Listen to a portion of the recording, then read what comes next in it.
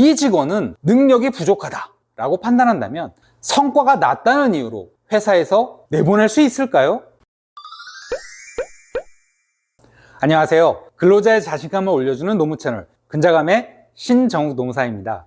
새로운 노무 이슈는 아니지만 최근 들어 저성과제에 대한 징계나 해고에 관한 상담이 늘어나고 있어서 근자감에서 다뤄보기로 했어요. 소위 말해 능력이 안 되는 정직원을 어떻게 하는 게 좋을지에 대한 내용이에요. 먼저 근로계약이 체결되는 동기나 배경을 살펴보면 사업주가 자신의 사업을 수행하는데 필요한 인력을 모집하죠. 구직자는 이에 지원하여 면접을 보고 시험을 통과하여 최종적으로 근로계약을 체결하게 됩니다. 그리고 근로자가 노무 제공을 한 것에 대하여 사용자는 근로의 대가인 임금을 지급하게 되는 거죠. 그런데 사업주가 근로자를 채용할 당시 기대했던 근무 성과가 나오지 않게 되면 사업주는 깊은 고민에 빠지게 되는 거죠. 근로자를 채용할 때 근로계약서에 합의된 연봉이나 월급액은 사용자가 근로자에 기대하는 업무 성과나 근무 태도가 현실로 나타나기를 바라면서 결정되는 것인데 이와 같은 기대가 무너져 버렸기 때문이죠. 이때부터 해당 근로자를 저성과자로 규정하고 이직을 권고하거나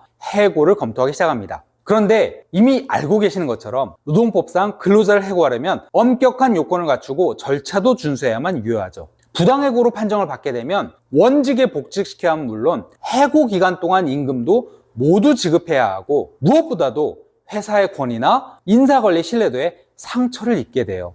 성과가 낮다는 이유로 회사에서 내보낼 수 있을까요? 결론부터 말씀드리자면 사회통념상 납득이 가고 근로기준법 등 노동법을 준수하여 절차를 진행한다면 이론상으로는 적법하게 진행이 가능하긴 해요. 하지만 실제로 노동사건에서 회사의 조치가 부당하다는 판정이 나오는 경우가 많으므로 사장님께서는 유의하셔야 되고요. 특히 지금부터 설명된 내용을 꼼꼼히 체크해 보시기 바라요. 첫째, 저성과자의 판단 기준이 명확하고 객관적이어야 합니다. 취업규칙, 단체협약 등을 통해서 저성과자의 개념과 그 판단 기준이 명확하고 객관적으로 정립되어 있어야 해요. 이와 같은 규정화, 문서화 과정에서 취업규칙의 경우 근로자 과반수의 의견 청취 또는 동의를 요건으로 하고 있고요. 노동조합이 있는 경우 단체협약을 통해 저성과자의 판단 기준을 객관적으로 규정할 수 있어요. 정성적인 요소보다는 정량적인 요소가 객관성이 더 높아요. 즉, 질보다 양을 따지는 게 낫다는 건데 질적인 요소를 따져야 하는 업무라 하더라도 양적인 요소를 기반으로 판단 기준을 마련한다면 법적 시비 가능성이 낮아질 거예요. 둘째, 저성과자의 선정 기준이 공정하고 합리적이어야 해요. 너무 뻔한 얘기지만 저성과자의 판단 기준이 누구 한 명이 아니라 회사 내 구성원들이 대부분 수긍할 수 있는 결과여야 한다는 거죠. 다수의 직원들이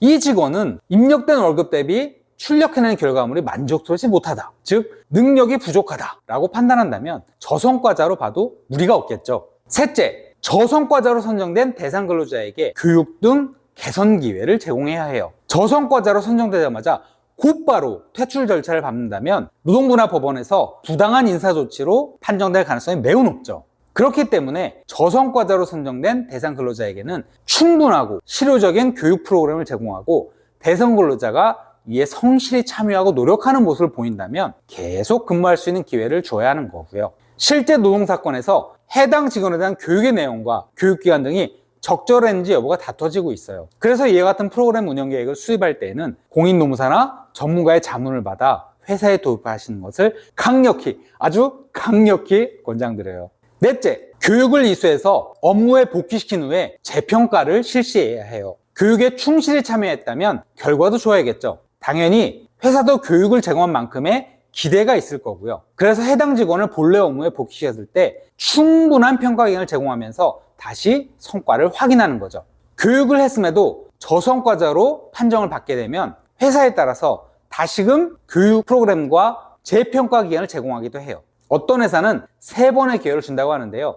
그럼에도 결과가 좋지 않다면 우리 회사의 인연은 여기까지인 걸로 마무리해도 되겠죠. 근데 저성과자에게 교육 프로그램을 제공하고 재평가하는 모든 과정이 저성과자 퇴출 프로그램으로 오해되지 않도록 하는 것도 매우 중요해요. 저성과자가 재평가 원직에 복직하는 사례가 전혀 없는 회사라면 그런 오해를 받기가 아주 좋죠. 그래서 나중에 재평가 결과에 대해 수긍하지 못한 어떤 직원이 문제를 제기했을 때 노동사건에서 불리하게 작용할 수 있는 점 명심하시기 바라요.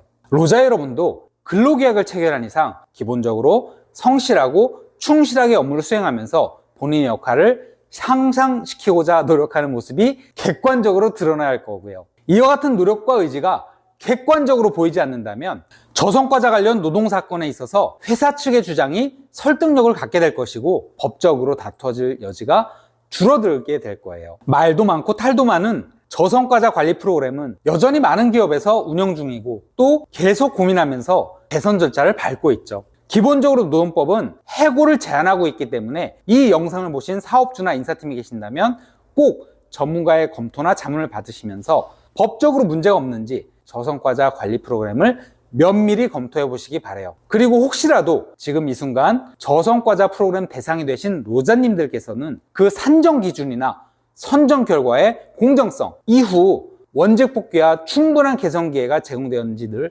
전문가와 상담 받으시기 바라요. 이번 영상과 관련하여 궁금한 점 있으시면 댓글로 질문 남겨주시고요. 영상 제작에 큰 힘이 되는 구독과 좋아요 그리고 알림 설정도 부탁드려요. 감사합니다.